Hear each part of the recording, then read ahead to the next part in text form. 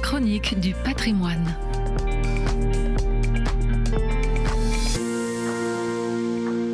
Bonjour à tous.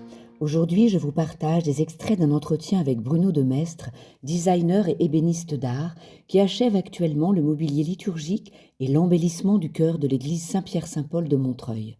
L'art sacré est au cœur du sujet. Entre une création d'art et une création d'art sacré, quels points communs et différences ? La recherche de l'harmonie et la recherche du dépassement de ses limites sont les points communs. Dans l'art sacré, je suis dans une démarche de prière pour que Dieu, malgré toutes mes faiblesses, m'utilise comme outil pour toucher les cœurs et les âmes. Lors de la création et de la fabrication, la prière vient teinter chaque élément. Nous ne cherchons pas à créer des œuvres qui vont faire parler d'elles. Nous sommes en quête pour créer des fenêtres, des ponts, des chemins qui s'effacent pour amener celui qui sera devant ces ensembles, devant ces vitraux, devant ces nouveaux cœurs, à cheminer vers Dieu. Quels sont vos matériaux de création préférés ? J'aime travailler les bois comme le sycomore, le cèdre, le noyer, l'acajou, tous ces bois dont la fibre raconte une histoire. Toutes ces lignes sont déjà des peintures magnifiques. J'apprécie la complexité de la matière. Elle est contraignante, orientée par ses fibres. On ne peut pas faire ce que l'on veut avec le bois. Tous les sens sont en éveil.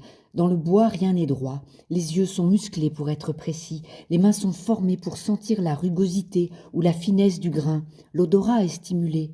À la coupe, chaque essence a une odeur particulière. Celle du cèdre est la plus puissante.